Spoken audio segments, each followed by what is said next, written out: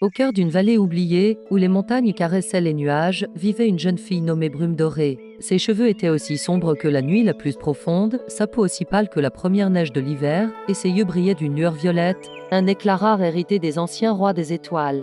Mais cette beauté était un fardeau, car elle vivait sous le joug de sa tante, la reine Morwana. Morwana, autrefois une femme d'une beauté resplendissante, était désormais rongée par l'envie. Son pouvoir résidait dans un miroir d'ombre, un artefact ancestral qui ne se contentait pas de refléter les apparences, mais qui absorbait l'essence même de la jeunesse. Chaque soir, Morwana interrogeait le miroir, miroir. Miroir d'ébène, dis-moi, qui a la jeunesse la plus pérenne? Et chaque soir, le miroir lui montrait son propre visage, rajeuni par la magie noire. Mais un jour, la réponse changea. Une silhouette aux yeux violets apparut dans le verre fumé. Brume dorée grandit, murmura le miroir, et l'éclat des étoiles en délai un feu que tu ne pourras jamais éteindre. La fureur de Morwana fut terrible. Elle convoqua son plus fidèle chasseur, Kael, un homme au cœur brisé par la perte de sa propre fille des années auparavant. Elle lui ordonna de conduire Brume dorée dans la forêt des murmures et de lui rapporter son cœur, promettant en retour de lui rendre ce qu'il avait perdu. Kael, tourmenté mais obéissant, accepta. Il trouva Brume dorée près d'une cascade, chantant une mélodie douce aux oiseaux. Son innocence le frappa en plein cœur. Dans la forêt, alors que le crépuscule tombait, il dégaina son couteau, mais ses mains tremblaient. En croisant le regard de Brume dorée, il ne vit pas une rivale de la reine, mais l'ombre de sa propre enfant. « Fuis, lui dit-il, la voix rauque. Fuis et ne te retourne jamais. La reine veut ta mort. » Et pour tromper Morwana, il tua une biche sauvage et lui apporta son cœur. La reine, triomphante, crut sa victoire assurée. Pendant ce temps, Brume dorée s'enfonçait plus profondément dans la forêt. Puisée, terrifiée par les ombres dansantes et les bruits étranges, elle finit par s'effondrer dans une petite clairière. À son réveil, elle découvrit une vision incroyable, une chaumière construite à l'intérieur d'un arbre gigantesque, dont les racines formaient les murs et les branches le toit. La porte était minuscule, à peine assez haute pour qu'elle puisse s'y glisser en se penchant. Prudemment, elle entra. L'intérieur était chaleureux et désordonné. Cette petite chaise était disposée autour d'une table. Septembre petit y était aligné contre un mur, et partout, des outils étranges, des cristaux lumineux et des engrenages de bronze étaient éparpillés. C'était le foyer des Septembres gardiens de la forêt, pas des nains, mais des automates forgés il y a bien longtemps par un artisan de génie. Chacun avait sa propre personnalité. Il y avait Chronos, l'horloger méticuleux. Fulgur, dont le cœur de cristal crépitait d'électricité. Terra, le jardinier robuste couvert de mousse. Vespé, le poète silencieux qui ne communiquait qu'en projetant des images de lumière. Igni, le forgeron au cœur ardent. Nimbus, le rêveur qui créait de petits nuages d'intérieur. Et enfin, Echo, le plus petit, capable de répéter n'importe quel son à la perfection. Quand les automates rentrèrent de leur travail dans les mines de cristal, ils trouvèrent Brume dorée endormie. D'abord méfiants, ils furent rapidement charmés par sa douceur et sa gentillesse. Ils délibérèrent avec une série de clics et de sifflements. Chronos était prudent, mais Vespé projeta sur le mur une image de Brume dorée pleurant dans la forêt, et leur décision fut prise.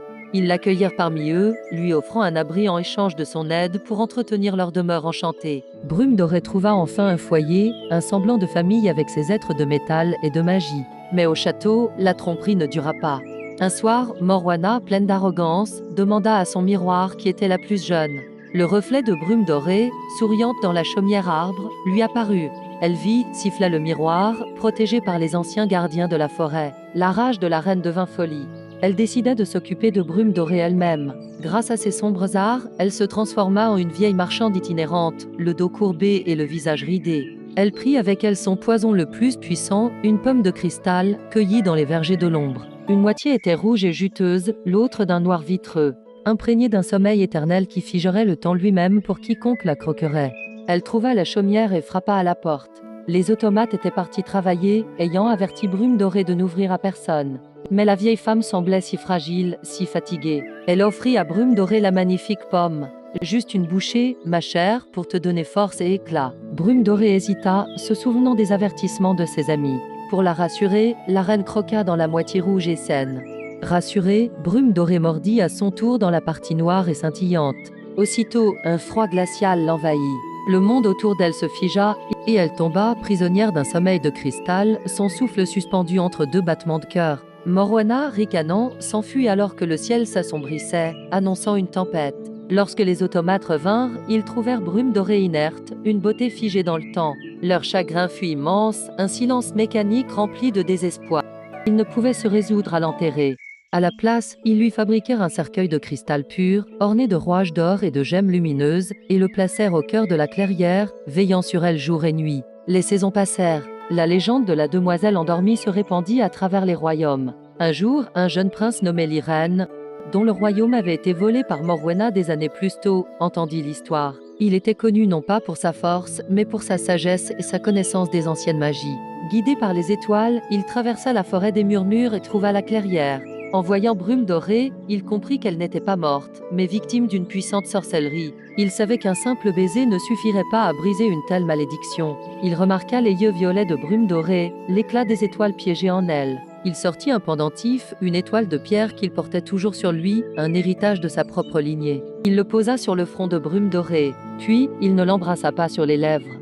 Mais il posa doucement ses lèvres sur le pendentif, murmurant une ancienne incantation de sa propre famille, un appel à la lumière pour chasser l'ombre. L'étoile de pierre s'illumina, résonnant avec la magie stellaire endormie en Brume Dorée. Une vague de lumière pure émana d'elle, brisant le cercueil de cristal en 1000 morceaux. Brume Dorée ouvrit les yeux, comme si elle se réveillait d'un long rêve. Le sort était rompu. Au même instant, au château, Morwenna poussa un cri.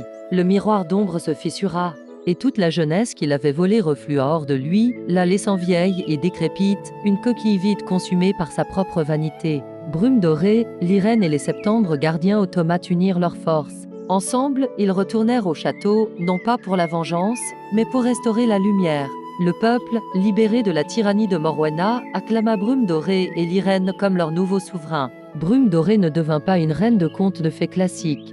Avec Liren à ses côtés et ses fidèles amis automates comme conseillers, elle régna avec sagesse et compassion, s'assurant que personne ne souffrirait plus jamais de la jalousie et de la peur. Sa véritable beauté ne résidait pas dans son reflet, mais dans la lumière qu'elle partageait avec le monde, un éclat d'étoile qui ne s'éteindrait jamais. Merci d'avoir écouté cette histoire. Si elle vous a plu, n'oubliez pas de laisser un pouce bleu et de vous abonner pour ne pas manquer nos prochains contes. À très bientôt.